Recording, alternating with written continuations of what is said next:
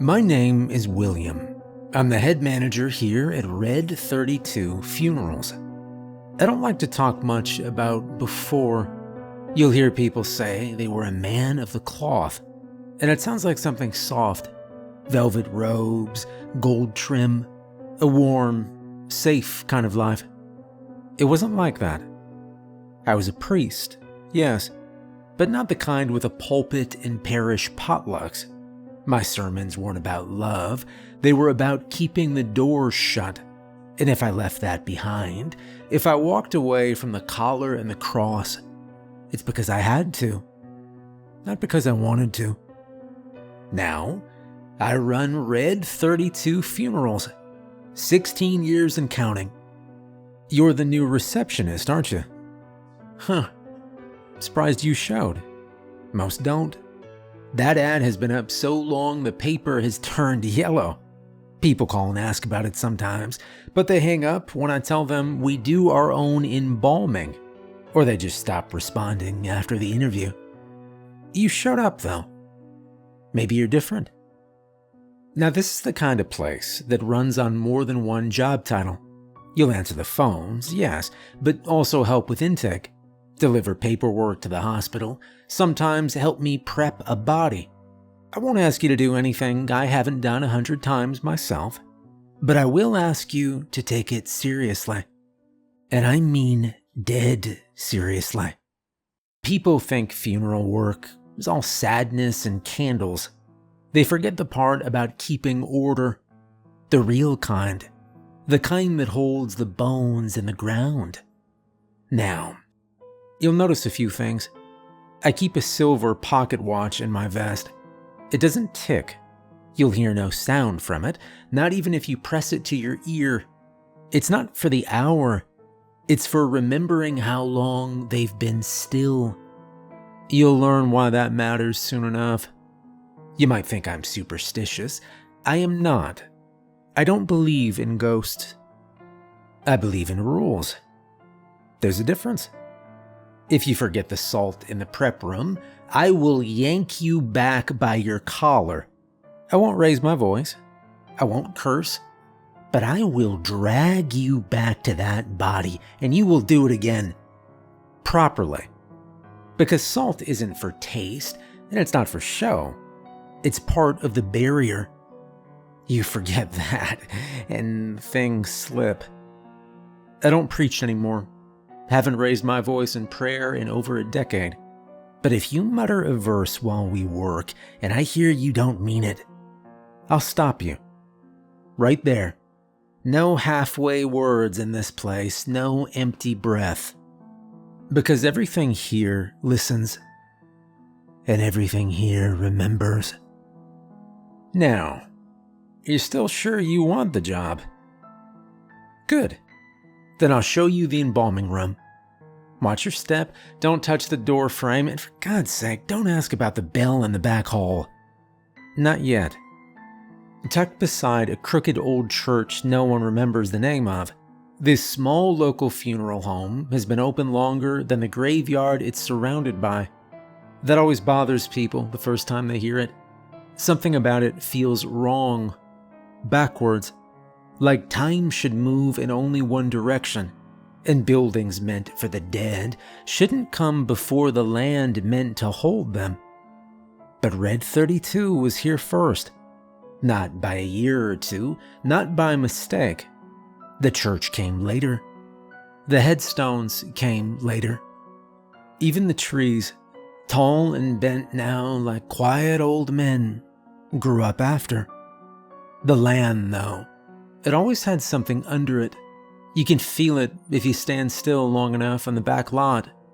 Something deep, not hollow, maybe not alive, just old.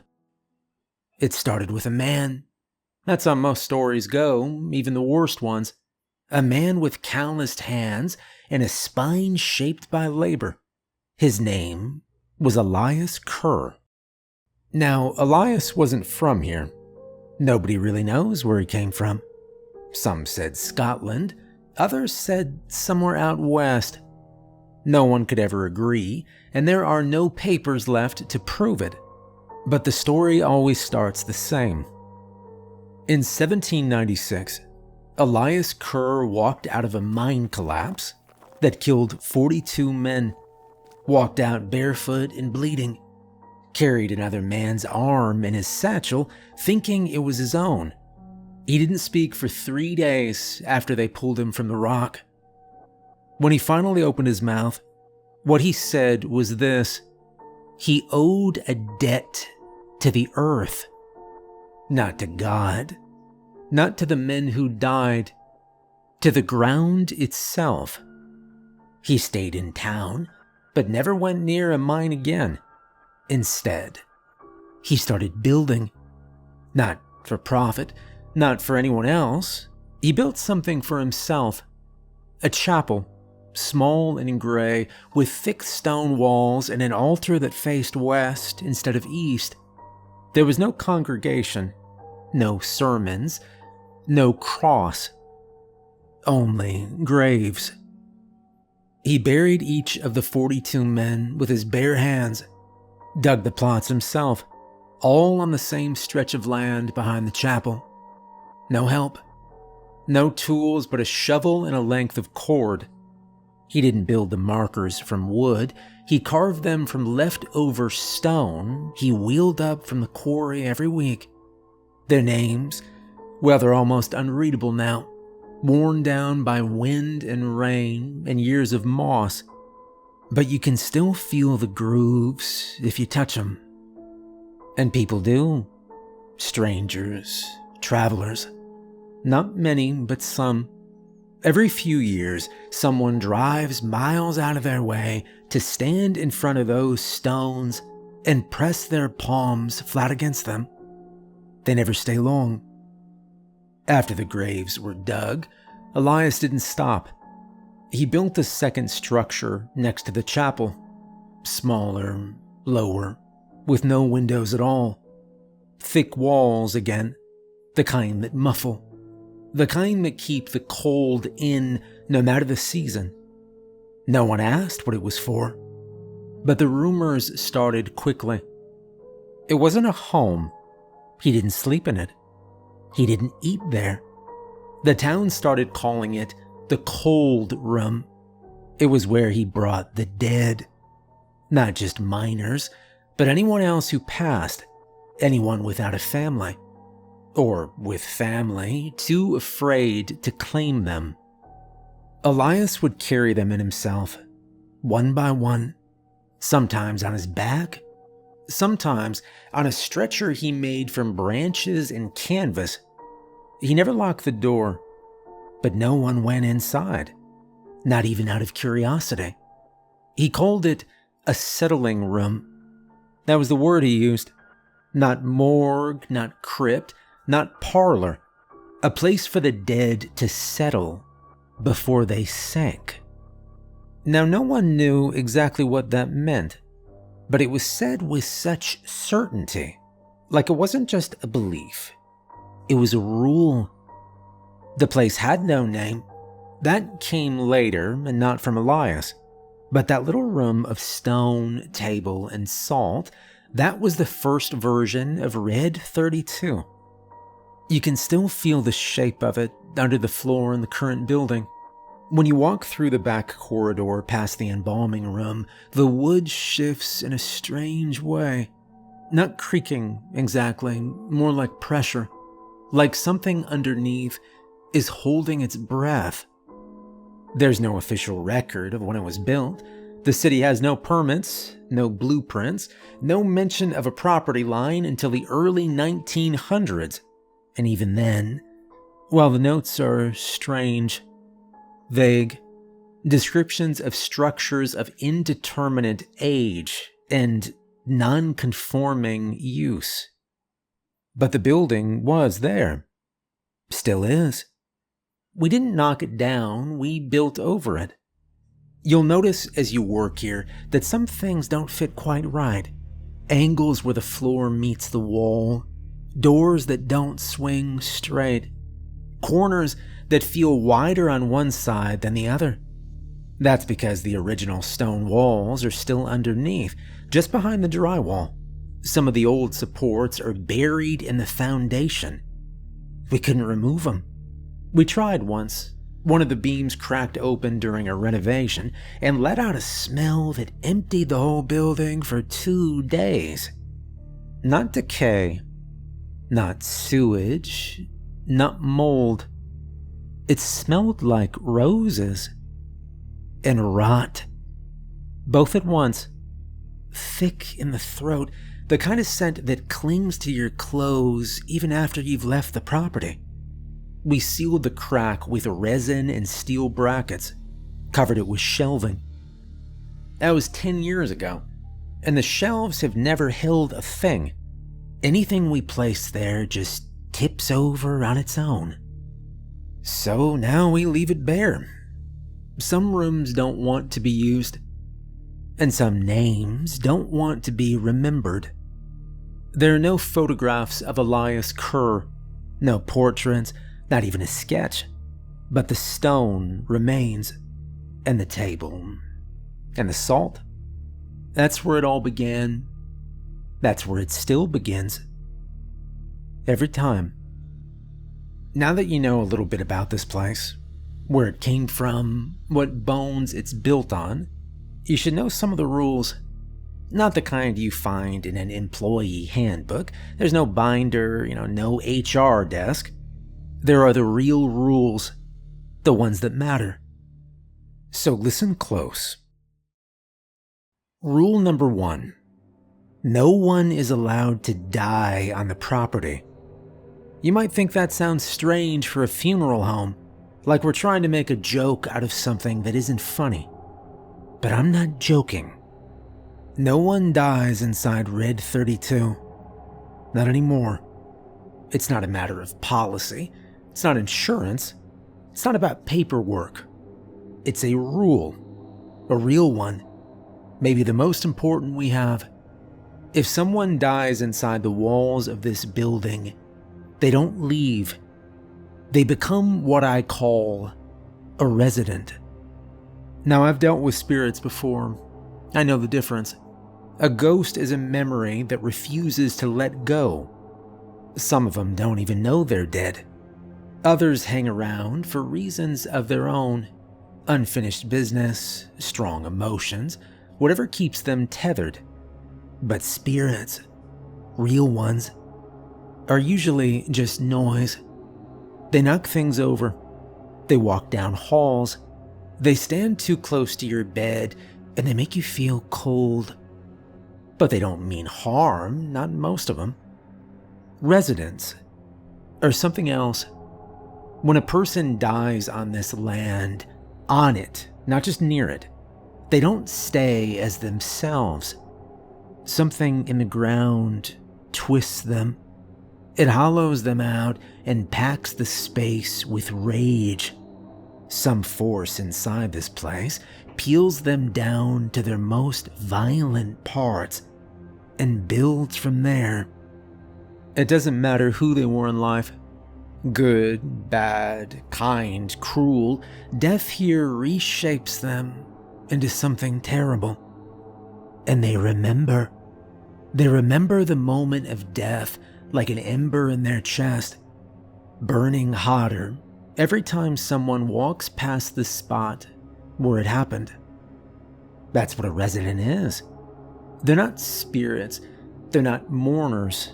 They're not echoes. They're occupants. And they don't like company. The last time someone died inside Red 32, we had to close for 6 weeks. That was the last time I let someone die here. That was over a decade ago, and I still don't use the West Cold Room. I keep it locked. Now, when we have a viewing or a family gathering, we keep a close eye on the guests. Some of them come in already weak. Old age, illness, grief. You can see it in their hands, the way they grip door frames to steady themselves. It's worse when they sit down. That's when it starts. They lean back and let out this long breath like they're letting go. That's when we move. If someone starts dying, really dying, you get them out. No hesitation, no waiting. Doesn't matter if it's snowing outside or if you're in the middle of a prayer. I don't care. Doesn't matter how peaceful it looks or how close the end is. You put your arms under their arms and you drag them outside. Better a lawsuit than a resident. I've done it before, more than once. We had a woman collapse in the chapel once. Maybe, 8 years ago. Slid out of the pew like her bones gave up. Her nephew screamed. Her sister tried to lay her flat. I saw the signs immediately. Eyes half lidded, fingers curling inward. That final slackening that comes when the soul's halfway loose. I didn't ask questions. I didn't wait for permission. I lifted her by the shoulders and I dragged her down the aisle while her family screamed at me to stop. They thought I was completely insane. But I was saving them. She died just outside the front steps, on the gravel. I folded my coat under her head and said the words I still remembered from seminary. She passed quiet, gentle, and she left. We didn't have to board up the chapel. We didn't have to scrub the pews with salt and soap. We didn't have to move a family into a hotel for 6 weeks and have the walls repainted after something clawed its way through the plaster. We just buried her like we were supposed to. That's the outcome we want. Sometimes families, they don't understand. They think it's disrespectful, cold, cruel, and that's fine. They're not here long. They don't have to live with the consequences. We do. It's also the reason a lot of the long-term staff here come from the cloth. Not all are priests, but most used to be. Deacons, monks, a few nuns. I don't ask for credentials. I don't need a certificate to know when someone has been shaped by faith. Men of the cloth don't flinch when they see something that isn't right. They don't blink when the light bends wrong around a corner. And more importantly, they know how to handle the dead. There's a way you move a body, a way you speak to it, a way you carry it down the hallway that shows respect, but not fear. Fear invites things in. Confidence keeps the door shut. Civilians don't always get that. You will. If you stay here long enough, you'll learn the difference. You'll learn what to look for in someone's eyes when they've already started slipping away. You'll feel it in the temperature of the room.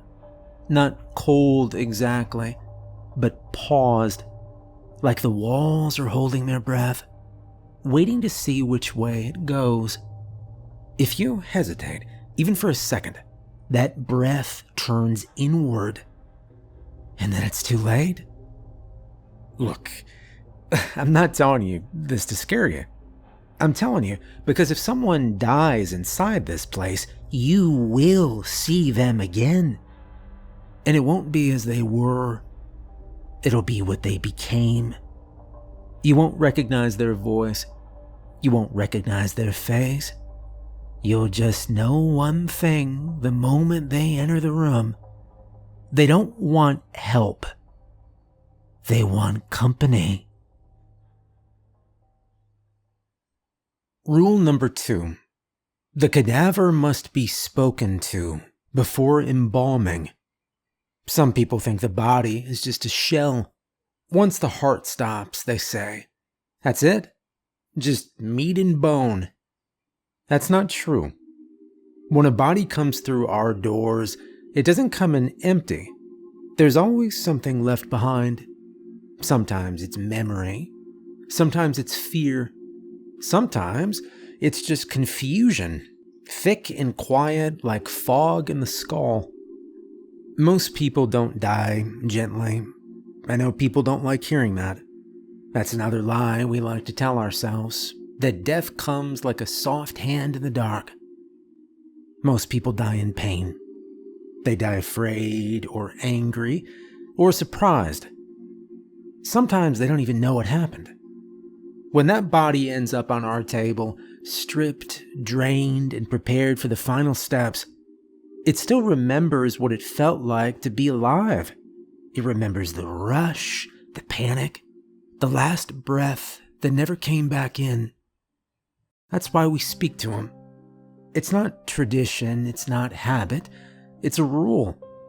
You must speak to the cadaver before embalming, not after, not during, before you touch a tool, before you adjust their limbs, before the first incision. Speak. Not just any words, not whatever comes to mind. There is a phrase we use, and only this phrase. Your name is known. Your rest is earned. You say it clearly, calmly, like you mean it, because they hear you. They might not show it, but they do. And if you skip it, if you forget or rush or think it doesn't matter, the body knows. We had a new tech here once, fresh out of mortuary school. Eager, sharp, thought he knew more than the rest of us because his textbooks were newer. First day, I gave him a chance to prep a body while I watched. Told him the rule. Even wrote it down on the whiteboard. He didn't say the words.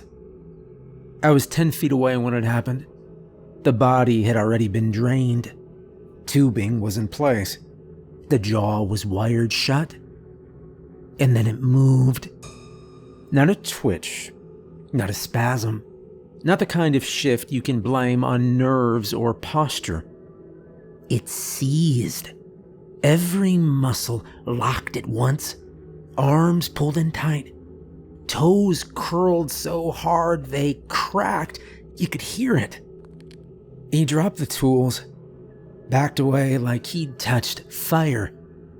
I didn't say a word. I just stepped forward and repeated the phrase. Your name is known. Your rest is earned. Slowly, the tension left. The hands opened.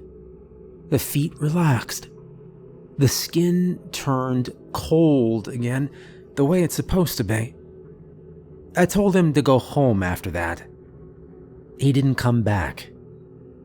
And that's fine. Not everyone is meant for this work.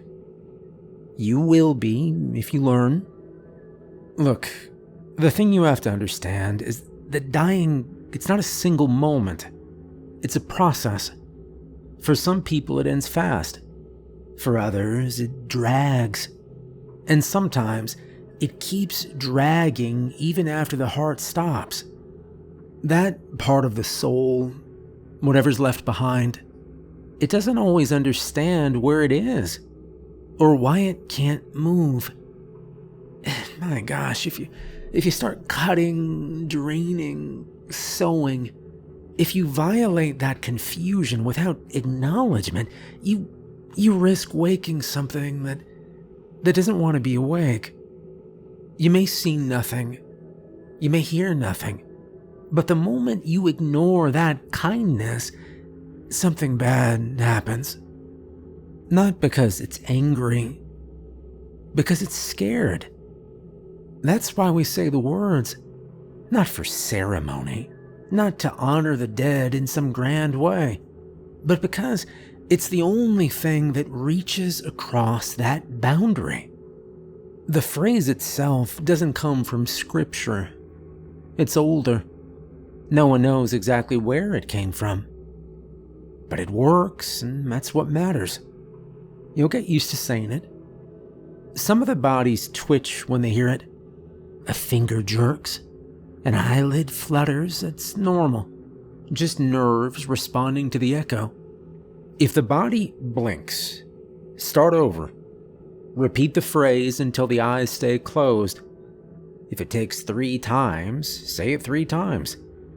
Never walk away until you're sure. But if the mouth moves, if it talks, you leave the room right away. You lock the door behind you. You don't respond. You don't ask it questions. You don't finish the prep. If the dead start speaking, it means they haven't crossed over. It means they're caught between and clawing for a way back. And that's not your job. We're not shepherds. We're not reapers. We don't lead people through death. That is someone else's role. We just prepare them for burial. You need to know the difference. When the dead speak, they don't want peace. They want answers. And they think you can give them some. They'll beg, they'll lie, they'll curse. They'll sound just like they did when they were alive, because they are still inside. Don't be fooled by the voice. Don't be moved by the sorrow. They are not your responsibility. Your job is to guide them from one place to the next, not explain why the bridge exists. If you follow the rules, they settle. If you don't, they don't. It's that simple. So before you lay your hands on a body, before you unwrap it from the delivery shroud, before you so much as open your mouth to comment on the clothes or the toe tag, say the phrase. Say it like you mean it. Because sometimes it's the only thing standing between a peaceful procedure and a room you'll never walk into again. Rule number 3. Never autopsy a body wearing red. Red 32, it's not just a name, not really. It's something deeper. Some of the staff think the number's the important part. That maybe we're the 32nd funeral home in a line of others like this, or that there were 31 others before something finally went wrong. Some say it's a countdown. I've heard everything from biblical references to conspiracy boards. Doesn't matter. I don't think it's the number. I think it's the color. And if you've worked here long enough, if you've seen the messes we've had to clean and the prayers we've had to say, you'll stop guessing too. You'll understand the rule for what it is. We never autopsy a body wearing red. Not a red shirt, not a red dress, not a necktie, scarf, glove, or sock. Doesn't matter how small it is. It doesn't matter why they were wearing it. Red, it holds things. In a medical setting, color shouldn't matter. Once a body's dead, it's dead. The clothes are just fabric. They're removed, tagged, and either returned to the family or disposed of. But here at Red 32, red does something fabric isn't supposed to do. It keeps things alive. Not in the scientific sense. No heartbeat, breath, or brain function. It keeps the feeling, anger, grief, confusion, all the noise people carry in their final moments, all the emotional weight. The red doesn't let it leave. It traps it, holds it down like heat sealed in a metal box. You can't see it. You won't measure it with instruments. But when you work the table, you will feel it. It sticks to your gloves. It turns the room heavy. And when you cut into a body still wearing red, even a sliver of it still on the skin, you let all that trapped rage out all at once. Not symbolically, not metaphorically. I mean, the body will bleed. And it won't stop. This isn't normal post-mortem bleeding. Every embalmed body has some fluid that leaks. Every incision can drip. This isn't that. This is pressure, volume, persistence. It doesn't matter if the veins were drained, tied, clamped. Doesn't matter if the heart is gone, the blood will come. We didn't always know this rule. One night, early spring, a body came in from out of town. Young man, 23, found dead in his parked car. No wounds, no signs of violence, no OD. He was sitting upright, like he just dozed off. Autopsy was requested by the family. Standard procedure. There was no warning on the chart, nothing flagged. He came in wearing a red tracksuit. Synthetic fabric, glossy, like something you'd wear to a gym or a party. It didn't look ceremonial. It didn't look intentional. But red is red. One of our newer assistants started prep before I got to the room. He wasn't careless, just inexperienced. He assumed the red would be removed like anything else, that it was safe to proceed. And he was wrong. He made the first incision along the lower torso. Standard Y cut. No blood at first, just tissue, soft and pale, the way it should be. Then it started. A slow trickle at first, which he assumed was left over from transport. But then it kept coming. Not thin like embalming fluid, thick, wet, too much. The body had been drained. He'd checked the tags. Tubes were clean. Lines were closed. But the blood poured out like the body didn't know it was dead. He tried to stop it. Pressure, clamps, cauterization, nothing worked. By the time I stepped in, it was spreading across the floor in a sheet. Too wide for one body. Too steady. It looked like someone had opened a main. We called for help. Not medical. Clergy. Two of my contacts, priests who no longer work in parishes, arrived with the proper tools. They didn't ask questions, just started working.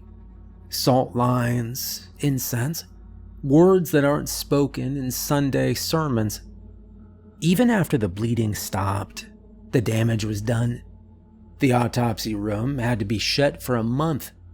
Blood had soaked under the tiles, into the casters of the table, into the grout. It had a weight to it, the kind that clings to your boots even after the floor looks clean. We sealed the body without further examination, buried it in a double-lined casket with a red garment still inside, per our amended protocol. And after that night, I changed the intake checklist. Now we check for red first. It's on the top of the form, highlighted in bold, you'll see it. If red is found, we stop everything. We remove it using gloves and seal it in a separate bag. The bag is buried with the body. Never returned, never burned, never reused. The family is not consulted. It is not their decision. We had to learn that too. A few months after the tracksuit incident, a woman came in wearing a red silk scarf. Thin, soft, elegant. The family insisted we return it, said it belonged to her grandmother, said it had been passed down for generations. We told them we couldn't. They argued, threatened to sue, said we were violating personal property laws, said it was just a scarf. And I let them yell. Then I showed them the photos from the last time someone ignored the rule. They didn't bring it up again. You'll get used to those conversations. You'll learn how to stand firm when people push. And you'll learn to recognize red before your hands even touch the fabric. You'll feel it. So remember the rule. Say it to yourself if you have to. Write it on your sleeve. Tape it to the mirror above your sink. Never autopsy a body wearing red. Rule number 4. Never recite a prayer you don't believe in. This job isn't about faith, not really. It helps, sure, but we don't hire people based on what God they pray to, or if they pray at all.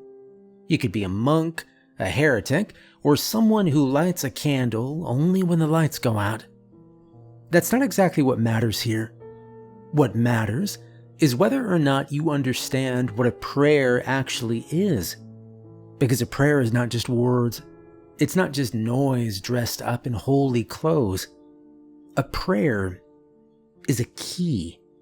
And when you speak one, whether you know it or not, you're turning that key in a lock you can't see. That lock might be in the ground. It might be behind the eyes of the body lying in front of you. Might even be in your own throat.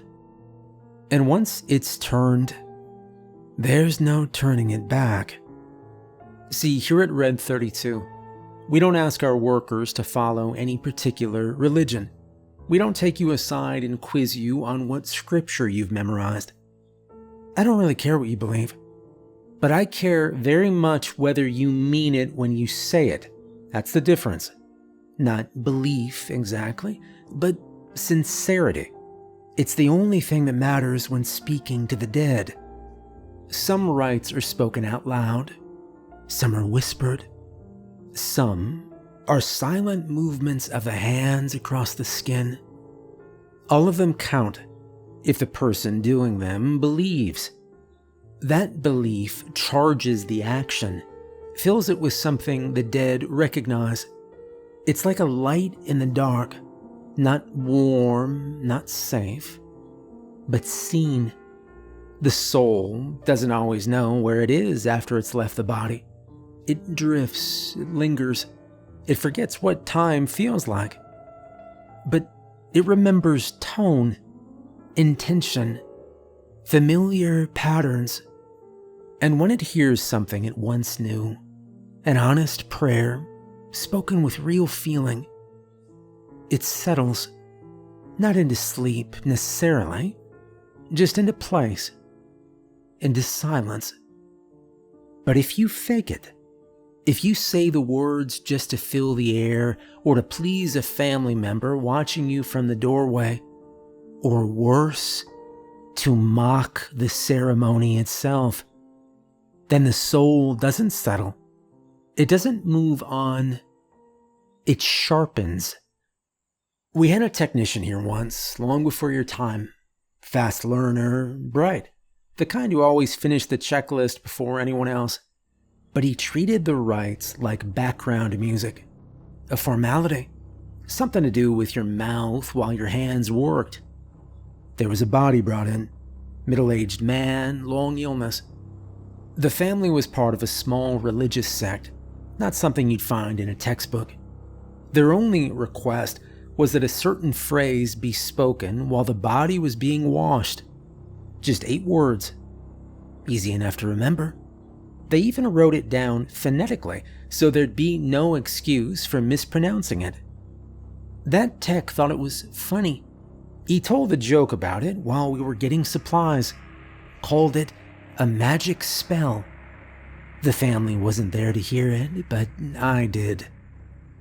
And later, when he was alone in the chapel doing prep, he said the words. I know he said them, because I found the slip of paper still tucked under the tray. But he didn't say them as a rite. He said them with a sneer. That matters. When I found him later, he was hanging from the rafters. He was alive, just barely. His eyes were open but unfocused. His mouth was moving, but the words weren't his. They weren't in any language I could place. Not Latin, not Aramaic. Not anything I could match to a rite. We cut him down very carefully. We kept him sedated for 3 days, watched over him in shifts. He never stopped speaking. The rhythm stayed the same. Like a litany he couldn't stop repeating even in sleep. And then on the 4th morning, he was gone. No sign of forced entry, no open doors. No footage on the cameras, just an empty bed and the faint smell of candle smoke. After that, we rewrote the employee manual. We changed how we train people. We started with one sentence carved into the first page of the rights log in all caps.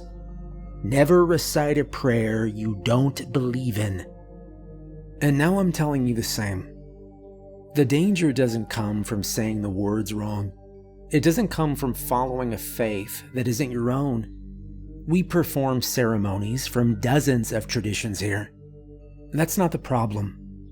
The problem comes when someone pretends. When you recite sacred words without meaning them, the dead know. The weight of those syllables passes through your body but finds no anchor, no honesty. And that emptiness becomes a kind of invitation, and something answers it. Because that's how prayer works. It opens. If you say something sacred with mockery in your voice, the dead don't see a mourner, they see a liar. And liars have no place among the dead. Well, that's all the rules you need for now. Enough to get you through your first shift without getting yourself or anyone else hurt. There are more, of course. A lot more. Some of them written down, others passed between staff in the break room when the lights flicker. A few are only learned the hard way, one mistake at a time. But those can wait. You'll hear them when you're ready. This place, it has a way of knowing how much a person can handle. It gives you what you need, right up to the edge of what you're not supposed to know yet. Sometimes, if you're lucky, it gives you time to brace yourself before the next lesson starts. But that's the trick, isn't it? You don't always know when a lesson is beginning. If you respect the rules, if you speak gently, walk steady, and keep your eyes open, you might just last. Welcome to Red 32, Funeral Homes.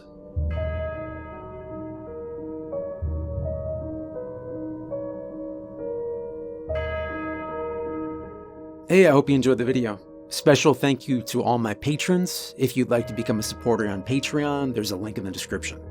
I hope you have a great night, and thanks for watching.